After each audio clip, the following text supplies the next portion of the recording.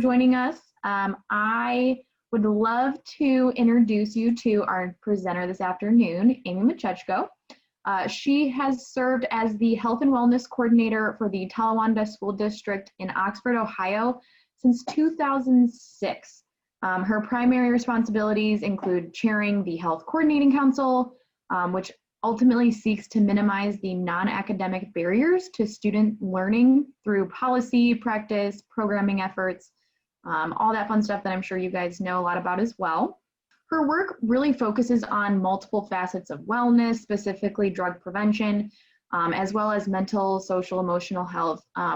She really works in a broad variety of different areas within our community, which is what makes this presentation today and her organization so special. They were a DFC funded coalition at one point in time. They went through their 10 years, and now they've since kind of expanded, sustained, and just really grown their work in their community and built a great partnership. So with that, I am going to go ahead and turn it over to her to talk to you guys today about substance abuse prevention and beyond. Well, thank you so much, Jessica. I'm going to attempt to share my presentation. Very good. Okay. It is a pleasure to be here with you all today on a Friday afternoon. Thanks for coming. It means a lot. And, oops, sorry. I think I'm just getting used to how this screen is situated now. Pardon me. Yes. So, I appreciate you coming. As Jessica said, my name is Amy Machechko. I have the privilege of serving as the Health and Wellness Coordinator for the Talawanda School District. And my position is a shared partnership between the school district and our community coalition. So in that capacity, I serve as project coordinator for our coalition.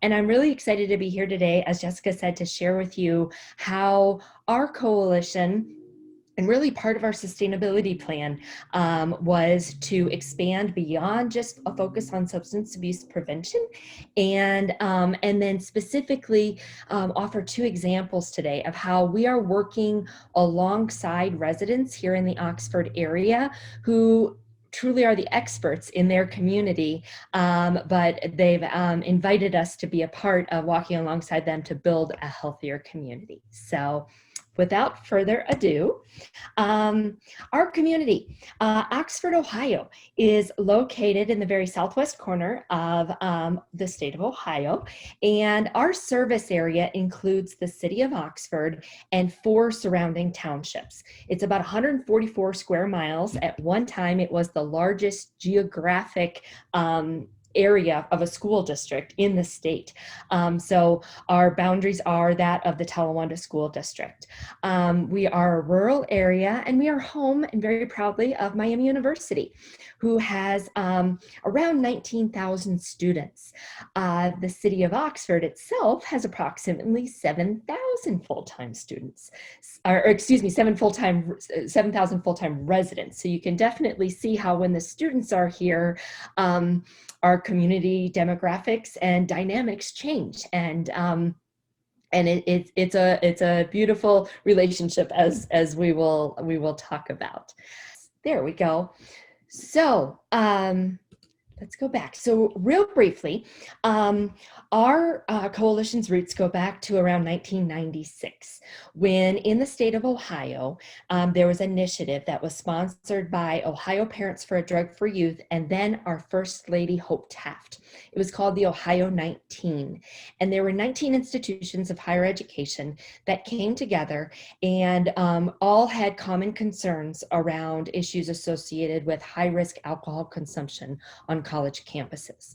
But what was most unique at this time, and First Lady Hope Taft is an absolute champion for in our state, is that you can't do this work alone. You shouldn't do this work alone. It takes the entire community. And so we were a part of that initial work, Miami University.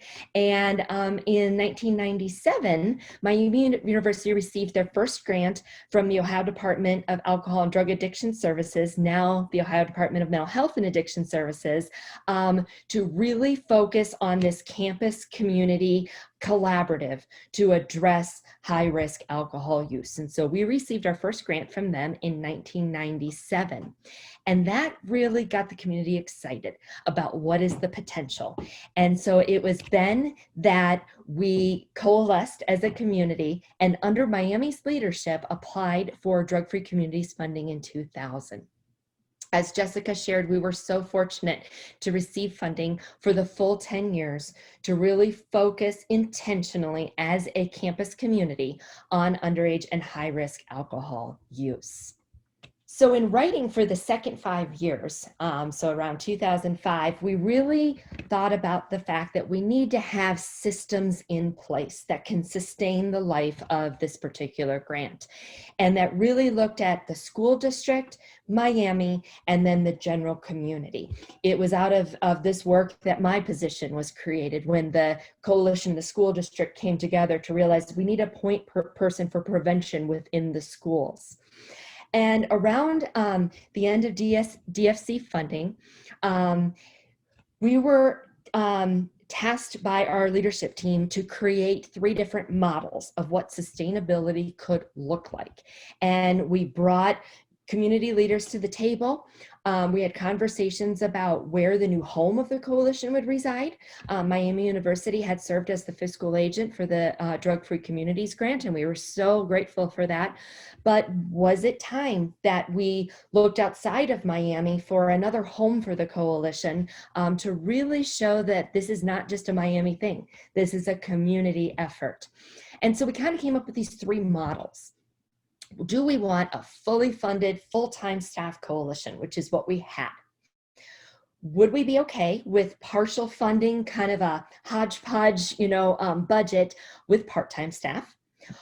Or would we be okay with, really no external funding? The whole work of these 10 years has solidified and created beautiful, mutually beneficial relationships. And should we just focus on existing relationships moving forward? Unanimously, our leadership team said, we want to maintain this spirit that the coalition has. We still want our community sectors to come together to look at what are the issues facing our community, how can we raise awareness and create real community change. There was 100% agreement among the leadership team that we're not letting this thing go. This is good work and we're just getting started. What's the next 10 years going to look like?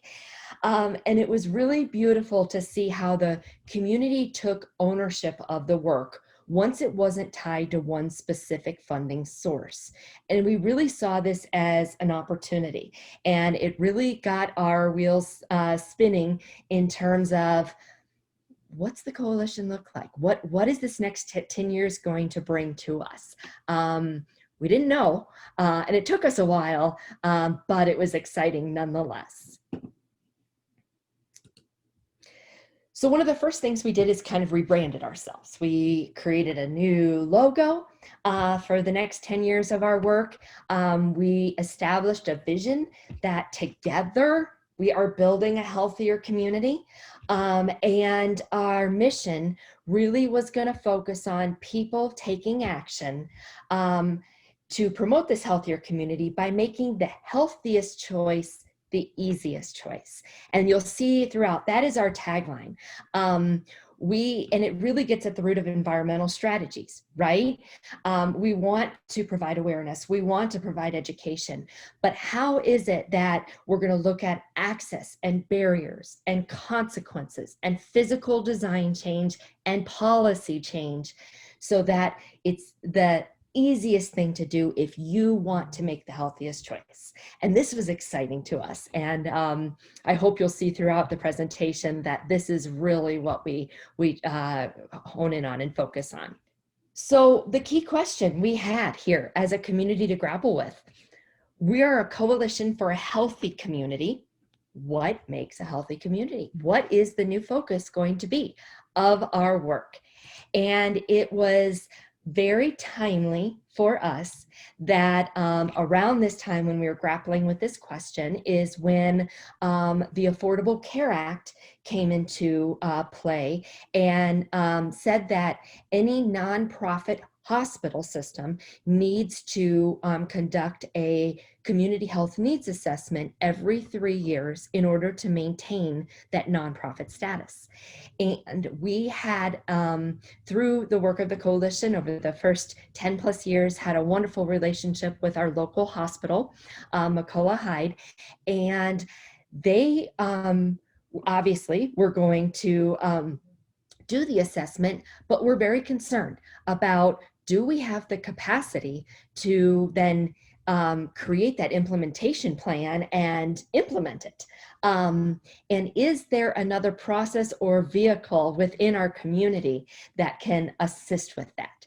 And that's when the coalition and the hospitals relationship truly solidified and strengthened, because we really became the implementation vehicle to support the hospital in putting out strategies and having community conversations around the results.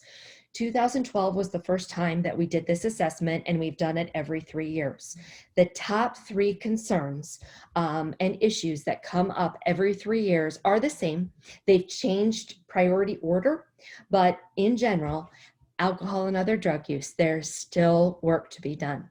Mental health, and then a real concern about obesity, specifically looking at healthy eating, access to healthy foods, and active living, and getting people up and moving.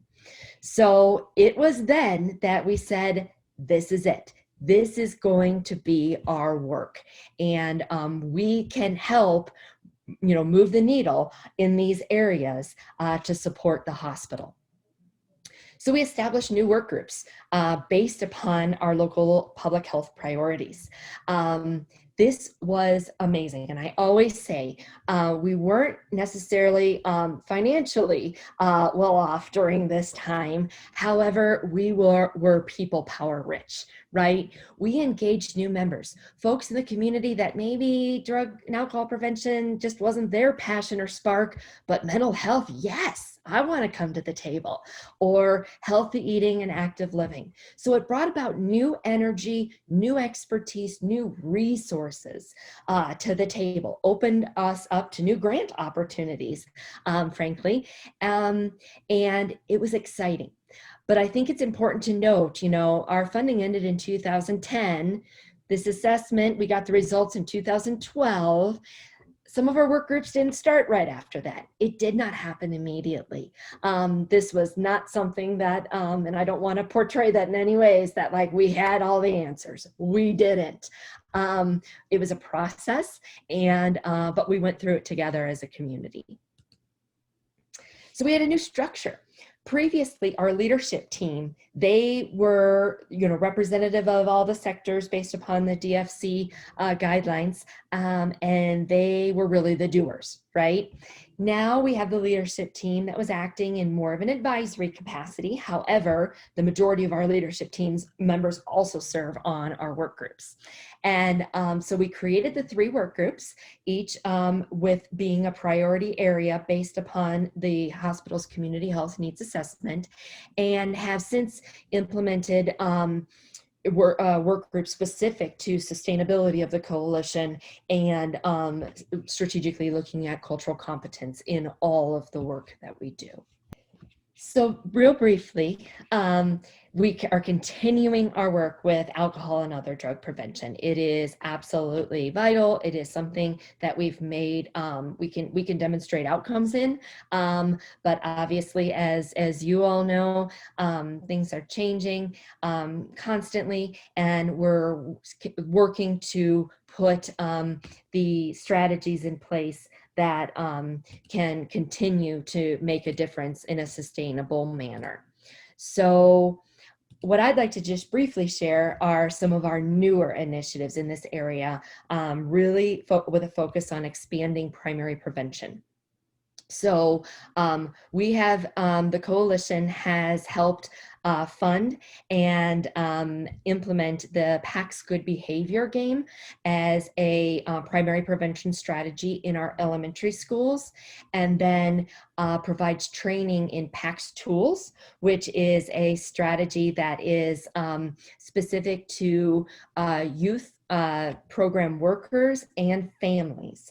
And so we've done a lot of work around that and making sure that we're teaching young people in all settings the very important skills of self-regulation. And it's been exciting to see that grow. Youth-led prevention. We had a high school-based team called the Youth Initiative Team since 1999. And it was about 3 years ago that we said, hey, we need to start this younger. Let's get a middle school team up and moving. And we have this tremendous opportunity, a tremendous asset in our community with Miami University. Let's find college students that really have a passion for making healthy choices and mentoring and demonstrating that college students do make healthy choices. The majority of them do. And how can we create that relationship? So we like to say that we've created a 6th through 16th grade continuum of youth-led prevention efforts in the Oxford area. And that's been very exciting. As you can see, we have some college students and high school students that went and did a vaping prevention program at our local elementary school. And then an exciting project that we're in the process of working with ECS with is our developmental asset mapping, where you can see there we gathered prevention partners or individuals that said, hey, I have an interest in prevention, but I don't know what my role may be. We brought them to the table and did a little primer on the 40 developmental assets from Search Institute as the framework that we'd like to use as a common language across our community when working with youth. And when I say youth, we define youth all the way up through age 22. So we include our college students as well. And we ask them, what assets in the external category do you have the capacity, the expertise to really intentionally build with young people? And we collected that information, and now we're in the process of going out and grouping them by sectors. So we're going to bring the business folks together, the law enforcement folks, the medical providers together, the social services together, to really look at a sector-specific asset plan to push assets out to our youth. Our ultimate goal is to be an asset-rich community for our young people, and we're super excited to see these conversations with our sectors happening in the coming month. Mental health work group. I gotta say, we brought this group together, and it was amazing. We thought we had the right people. We asked, who would be part of this. We talked to people, and we all came to the table. And at the first meeting, everybody looked around at each other and said, we do the same work, yet we've never been at the same table together. And that was like a goosebump moment for me, thinking, yes, like victory number one, we did it. We brought the mental health community looking across the lifespan to the table to really focus in on increasing access to mental health resources in our community and reducing the stigma of seeking treatment through data collection and conversation. Those are the two areas that we most wanted to work on. And so our local conditions are kind of identified here, where we were recognizing and hearing that the stigma of seeking mental health services is completely reducing the utilization. And so we worked with Miami University's marketing department and created a anti-stigma campaign where we did billboards and a social media blitz all around the importance of, let's start talking about it, like push stigma out, let's talk about mental health. I would say one of the biggest victories, though, for this mental health team is under services are not accessible. we were at one of our mental health coalition meetings, and our local community-based mental health provider kind of pushed a note across the table, and it shared that as of, and it was only about 2 or 3 weeks away from that date, they would be closing their office, and Oxford area residents would be expected to travel to the more urban areas of our county to receive services. And it was very clear around the table that that is unacceptable. There are too many barriers, especially with transportation in our community. We don't have any public transportation. And especially if somebody's in a crisis or dealing with a mental health issue, asking them to make that trip, it was unacceptable to us. So we rallied as a community. I have never seen anything more beautiful as when we worked, we went to the mental health board and we advocated for ourselves, saying this is not acceptable. We need mental health services in Oxford. And it will be 3 years in January when Butler Behavioral Health opened its doors in our community. Nothing short of an absolute community mobilization to make sure that the need is met in our community. We also update our community list. We take that on and make sure it's regularly updated and has all the information that our community may need about what resources are available. Another really exciting strategy we've been using is around potential helpers are not equipped with the tools.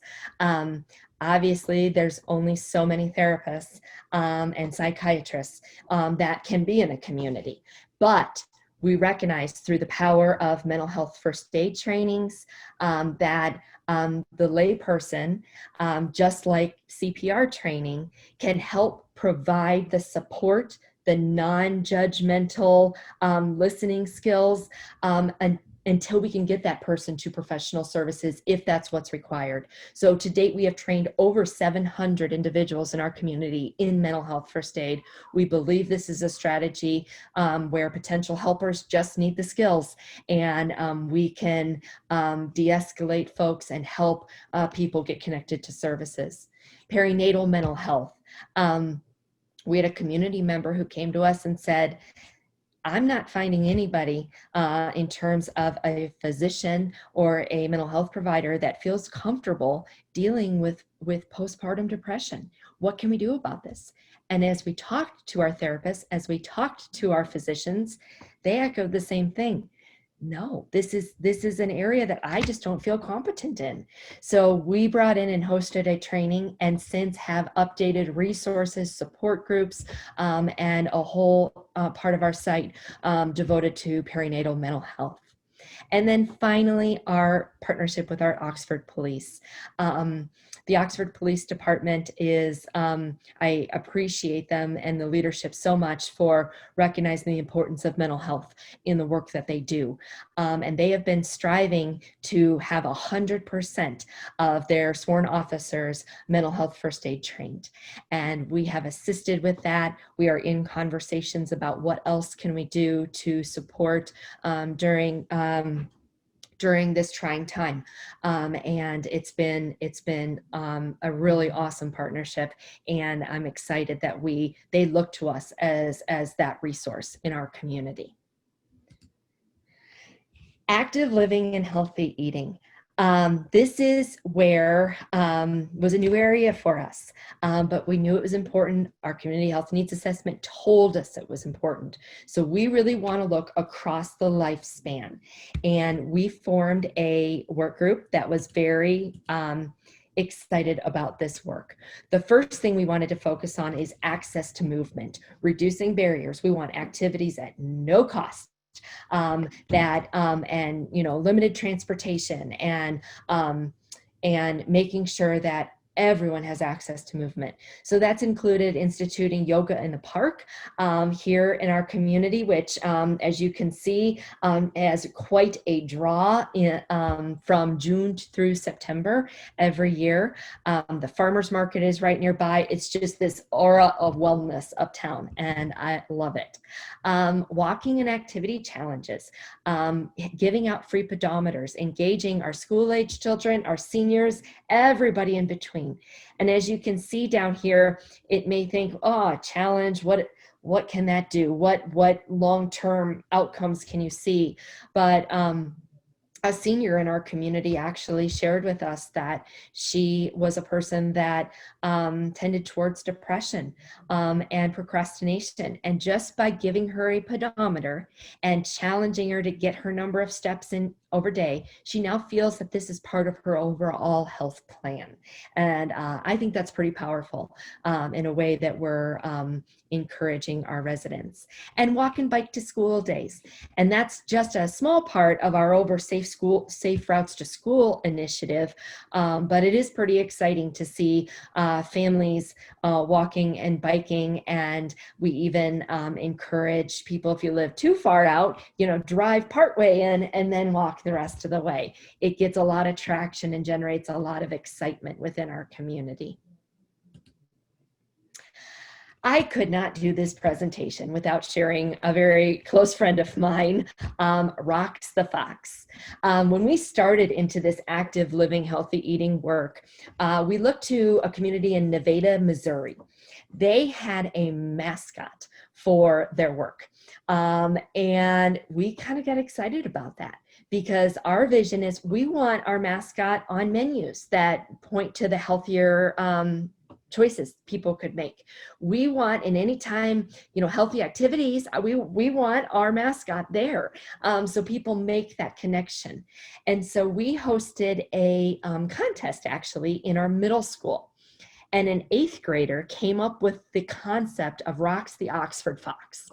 And it was from there that Rox absolutely came to life. He went from a little drawing on lined paper that was submitted to an actual costume that comes to events. So as you can see, the Miami students, our Talawanda students, our law enforcement, our seniors, everybody loves Rox. So much so that, as you can see in the bottom right-hand corner here, we created and partnered with Miami University to create a Rox the Fox comic book series all about making healthy choices. This took it to a whole new level. And it was so very exciting to see how the excitement of the kids around the adventures of Rox the Fox and what healthy choices he was going to make. So for us personally, having a mascot to get all ages excited and be that symbol for healthy living and healthy choices in our community has really, I believe, taken us to a whole new level. Okay. Besides access to movement, really looking at what are those physical design changes, back again to making the healthiest choice the easiest choice, right? If I don't have adequate sidewalks in my community, if I have to get across a street and multiple lanes of traffic, and it's like playing Frogger to get across, probably not going to go out and walk, ride my bike, let my kids walk and ride their bike, right? What can we do to build a healthier community by design where the healthiest choice is the easiest choice? Are there bike racks at final destinations that would encourage someone to ride their bike rather than drive a car? Okay, these are all the things that we wanted to start considering. We brought in an amazing consultant who helped coach us through this and actually taught us the art of walk audits. Very similar to environmental scans, but literally, and you can see the people in the vests getting together, identifying a portion of the community that they want to walk with a real intentional eye for all users, right? Walking, biking, strollers, wheelchairs, any type of user that might be using that as a transportation means, and noticing. And it's been amazing to see how what we've then shared with the city has somewhat become has become a reality. So whether saying, you know what, there's not adequate lighting here, or this is a really busy intersection and it would be really helpful if there was, one of those where a pedestrian can cross a button, then the yellow lights flash, it would just make everybody feel safer. Those are the changes that have happened as a result of bringing this to people's attention. Our Safe Routes to School initiative, partnering with the city, looking at grant opportunities for how we can encourage walking and biking. Complete streets advocacy. The idea of complete streets, when a new development comes in, if you have a complete streets ordinance, that developer has to take in all modes of transportation when conceptualizing that development. That's powerful. And our city recently adopted a complete streets ordinance, which now puts a focus on all modes of active transportation. And park enhancements, looking at our parks, making sure, do they have bike racks? Do they have, as you can see here, benches, sprucing things up, putting new mulch in, painting the shelters, whatever it takes. Miami University athletes have been an amazing help with this particular work. So one particular example that I am so excited to share with you is Riley Park. Riley Township is one of those 4 townships that I spoke of that makes up the Talawanda School District. And Riley is a very rural, very small. They have a pizza place, a tavern, a hardware store, and a historical society. That's Riley, right? But as you can see down here, they have this amazing park space. And the larger building there used to be a community school. And when the school district consolidated, now it acts as a community center. And the township trustees approached the coalition and said, we're just hearing reports. As you can see, the green space is surrounded by, those are state highways. And our residents are looking for safe places to walk. Our kids are riding their bikes on the state highway. We're a nervous wreck. Something awful is going to happen. What can we do? And so that was number one, yay, they asked us. And number 2, let's hear from the residents. What do they want? And so we went out and hosted a community listening session. We actually, as you can see in the bottom corner here, had folks to take residents through a walk audit of the park. We walked the park. We looked at what are the assets, what are the great things about this, and then maybe what are the deficits or areas that we need to focus on. 3 common themes came out of that conversation. No safe walking, biking area for Riley residents. Unsafe playground equipment. Frankly, it had not been paid attention to. It was not attractive to a young kid to want to play on, and it wasn't safe. And finally, underutilized ball fields.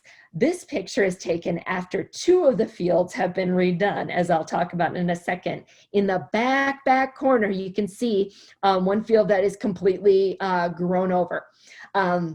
But they were all rocky, they were all full of weeds, and residents kept saying this used to be an absolute epicenter of baseball and softball. The youth leagues, the adult leagues, and no one plays here anymore. And that was a real concern. Oh goodness, sorry, it gets a little fast here. Okay, so here we go.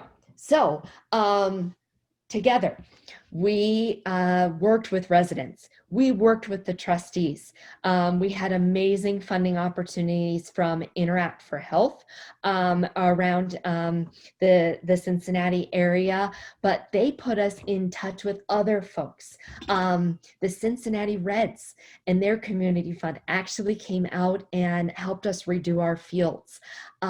We created these new partnerships. We were able to raise money from Riley residents and put in a gravel walking path that is now compacted, so it's much easier to walk and bike on, and it goes around the whole perimeter.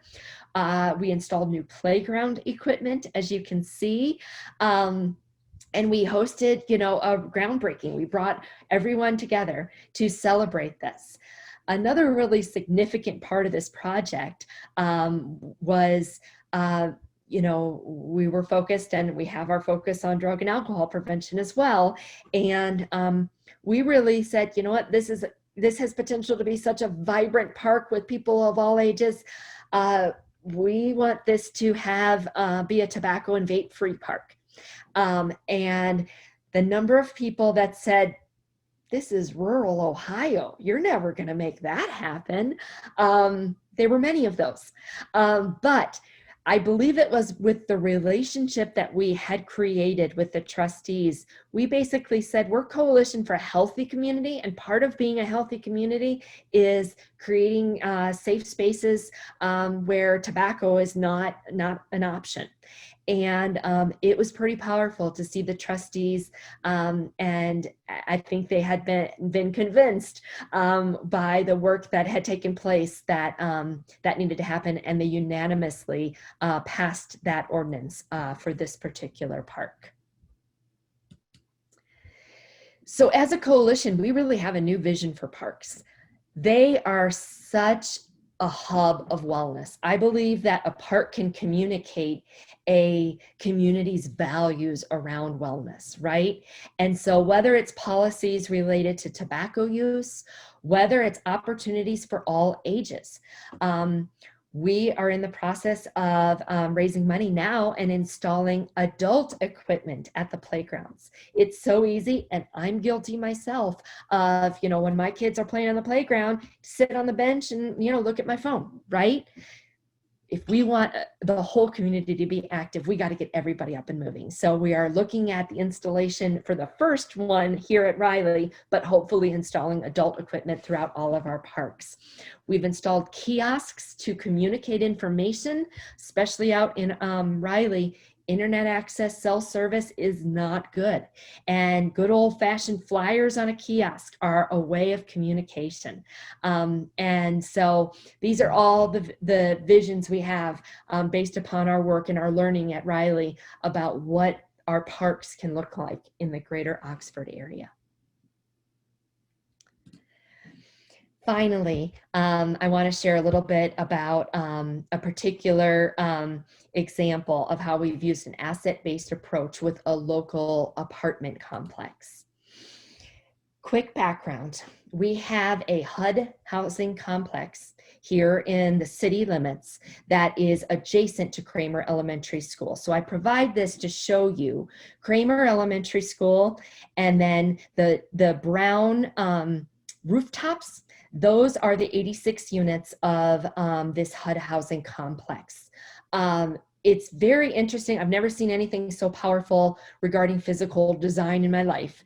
The Kramer Elementary School actually used to be up in that upper parking lot closer to the apartments. When we had the opportunity to have a new building built, they built it right behind and then demolished and put the parking lot. Administration and teachers were telling us that simple of moving the building back, and it's actually down a hill, has significantly decreased the opportunity of interaction between the families and the teachers and administration at the school district. And at first I didn't understand, but oftentimes the kids would walk through the tree line to the school and they could wave to the teachers and they'd be right there at the door. But they had lost that by just literally moving the building down the hill. And so that was a concern. We also had concerns and reports from police that this was an area where a lot of police calls were being made for all different issues. And our EMS overdose data suggested that a disproportionate amount of overdoses and need to administer naloxone was happening by our EMS professionals in this particular apartment complex. Okay, so we needed to elevate the residents' voice. We hosted a listening session at the school. The school still felt like a safe place, even though they had to walk down a hill.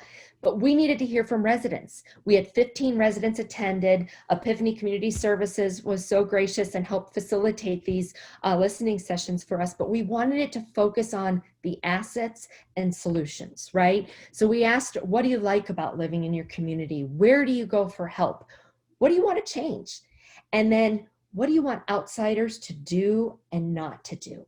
So we brought residents to us. We had an amazing conversation. We offered dinner. The library came and did activities with our children, so parents and grandparents could attend uninterrupted. And we did offer Subway gift cards as an incentive and a thank you for sharing with us. The top concerns from these listening sessions: issues of safety, issues of maintenance, just of the general, of the apartments and the complex in general, and then programming for children. But the absolute overarching theme was these residents sharing, they don't have a voice. They feel hidden. And as you can see, that's why I showed you the map. They really are hidden. Their complex is hidden in amongst trees. You wouldn't even know it was there if you didn't have an opportunity to engage with residents. And needing consistency. We heard time and time again, people come in and try to help us, and then they leave. We never see them again. And that was not acceptable for the residents. But not having a voice was just loud and clear to us that night. So we needed to capitalize on that. We had a talk with management, and honestly, some of the things that came out were not pretty and were not complimentary of management. Kudos to the manager there for taking everything with grace the way she did, but she made some immediate changes to how are we going to track repairs? How are we going to respond to concerns? It was powerful to see how listening to her residents mobilized her. Several issues that came up in these conversations were around understanding the lease. The HUD lease is a very unique lease. And a lot of things came up that then when management saw, they said, well, I can't do that, or the lease won't allow us to have that happen. So we partnered with local attorneys who offered a pro bono service and hosted a getting to know your lease session with the residents. It was awesome. It brought people in because they wanted to know. They had questions. They didn't understand. So we got people to come to the table. But then the final thing we asked was, where do we go from here? And it could not have been more beautiful when residents unanimously said, we need to get together on a more regular basis. And this is an exact quote. We want to create a more harmonious, safer, and healthier community. Another goosebump moment for us, because visions were aligning, but it had to come from them. And that was those are powerful words right there. So we are in the process now of creating a community council. We identified that night 2 residents that kind of stepped up and said, I want to take the lead on this. And so the coalition hosted a luncheon with the leadership, meaning the residents of the community and management, to kind of talk about, what does this council look like? What would a meeting look like? How do we even begin? And the residents decided that we needed to survey all residents, because we had a small group that came, but we need to determine what are the priority areas. We had the survey all ready to go. The residents were gonna help us disseminate it, and then COVID hit. So we are in the process now of knocking on doors, and we have a coalition member paired with a resident of this community going door to door. The resident is taking the lead. The coalition member is scribing and asking the questions of the residents that are on the survey. Where do we go from here? The initial findings have been amazing and so exciting to see, where we have seen residents self-identify. I've got skills in this area. This is something I could help out in, which has been awesome.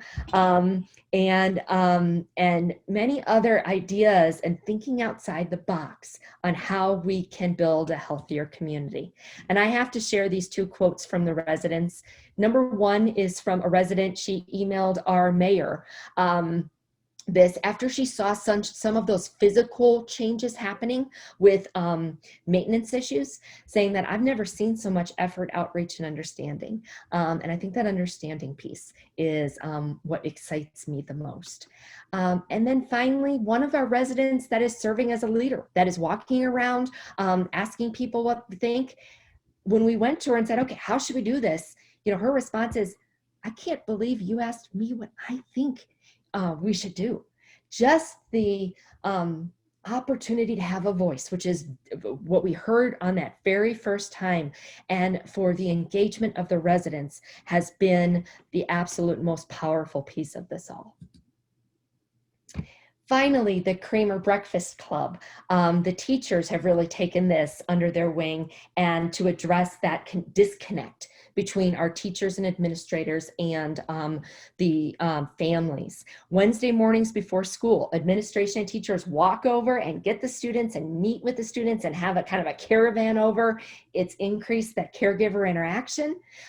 They've had hot breakfast, story time, homework help, crafts, and even crafts such as, you know, some of these students don't have the resources or the help at home to have Valentine's to bring to their class on Valentine's Day. This Kramer Breakfast Club had an opportunity where every kid left there with Valentine's to give out to their class. And I know that seems small, but to that kid, it meant everything. We have around 18 to 22 students attending. That's about 95% of the students that live over in that complex that attend Kramer. So great interaction. And so far we have seen increased parent, guardian, caregiver interaction and student engagement as a result of this. We are getting more intentional this year about measuring this and looking at other indicators that would show that this is a really successful thing in the lives of these kids. Lessons learned. This has been a process. We've been in existence 23 years now, I believe.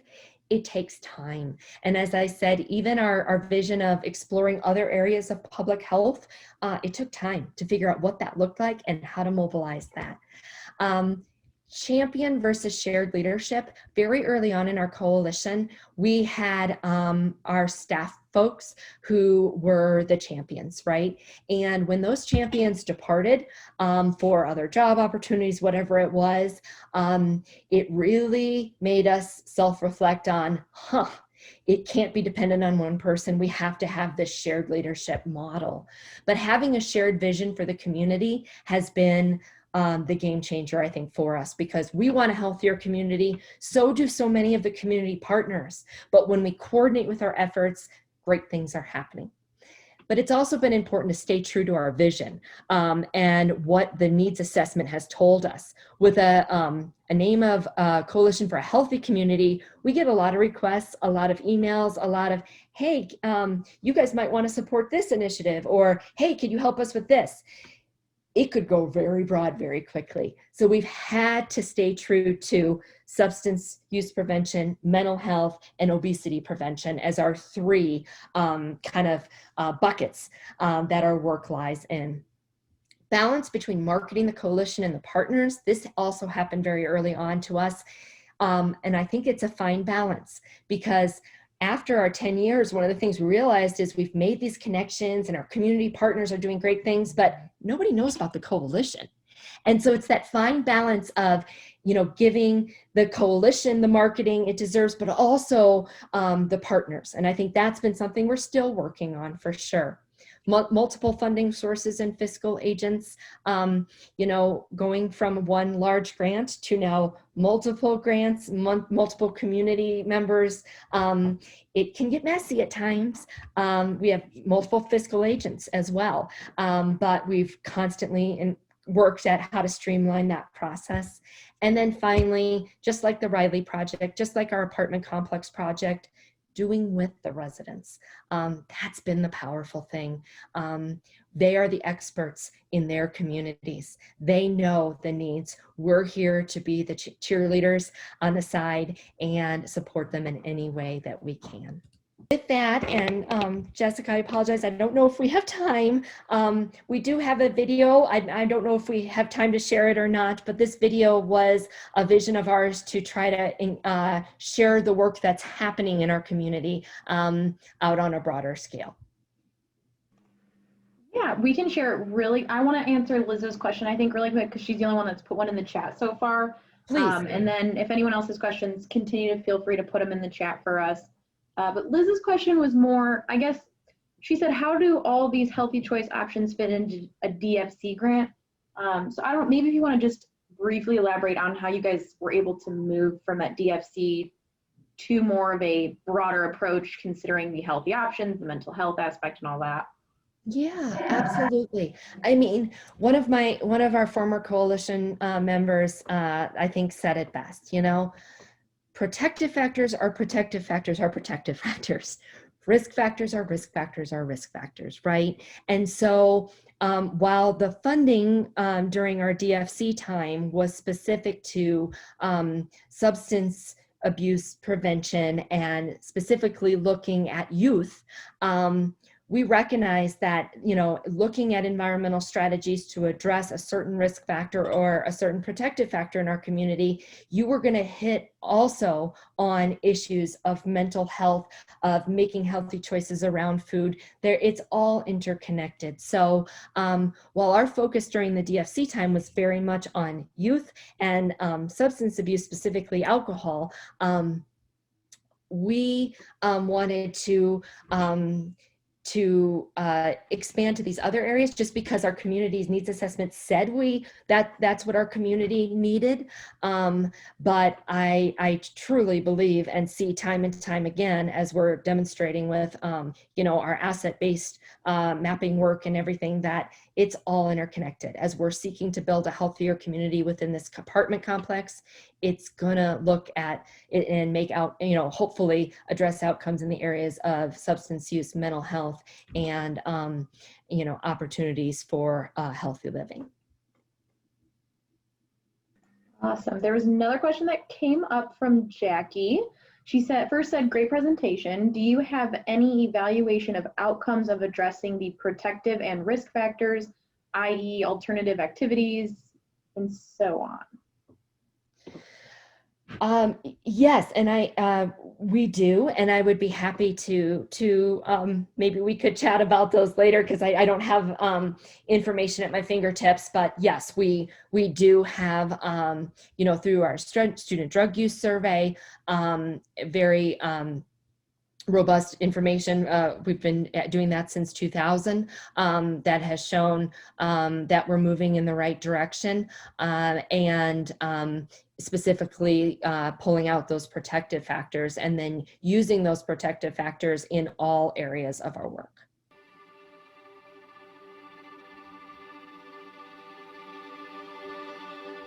The Coalition for a Healthy Community is a collaborative group of community representatives who are committed to building a healthier Oxford area. The Coalition identifies, prioritizes community health concerns, and implements strategies with our partners in the Oxford area to foster healthy behaviors. The goal is to improve health outcomes for Oxford area residents by making the healthiest choice the easiest choice. The Coalition for a Healthy Community, Oxford area, proudly works with and advocates for residents throughout the Talawanda School District, which includes the City of Oxford, Oxford Township, Hanover Township, Milford Township, and Riley Township. It is vital to engage with the key leaders and residents of each city and township community to best understand their unique needs and the readiness to take action. The partnership allows us to wrap around students and family and the community to best address their individual and unique needs. Our students, families, and community benefit from this unique partnership. The Coalition for Healthy Communities has has had an incredible impact on the Oxford community. First of all, they've promoted our thinking and practicing of making the healthiest choice be the easiest choice. And we're really lucky to have a strong coalition in our community. And because of the work of the coalition, this spring, the City of Oxford and Miami University won the International Town Gown Award for our vision for being the healthiest college town in America. The coalition has been highly effective because of its broad composition of members, which include people from all segments of our community.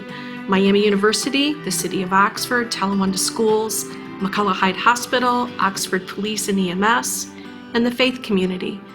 As time passed and the coalition moved into its second decade, McCullough Hyde began conducting community health needs assessments. We took the findings from our health needs assessments to the coalition and used them to broaden our focus on health and wellness. Rox the Fox has become the mascot for healthy choices within the greater Oxford area. Rox was the dream of a middle school student who submitted a design, and the coalition was able to bring her dream to life. Rox the Fox is seen throughout the community where healthy choices and healthy messaging is taking place.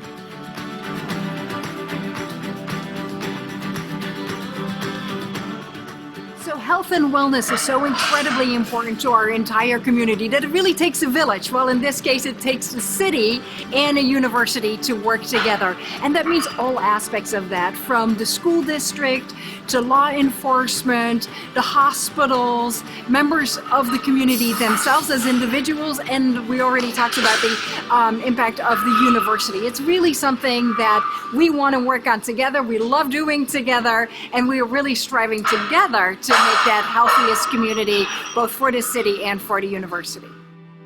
At the Oxford Police Department, we're working to improve our response to calls involving mental illness. And the coalition helps us with that by providing us with free training in mental health first aid. So by getting 100% of our staff trained in mental health first aid, it helps our staff, whether they be a sworn police officer, a dispatcher, or a parking enforcement officer, identify someone who's experiencing some sort of event and allows us to get them treatment quicker. Mental health first aid helps us provide a better product to the community, but it also helps with officer wellness as well. It keeps our employees trained on the signs and symptoms of stress and what to look for because of their jobs are awful stressful at times. You know, Miami University and Oxford, it's such a small community, and we're all kind of in this 1 mile square area. And it does afford us to actually get together and collaborate as a town gown and have big aspirations and have a big mission and purpose around being the healthiest community, both Oxford and Miami, in the country.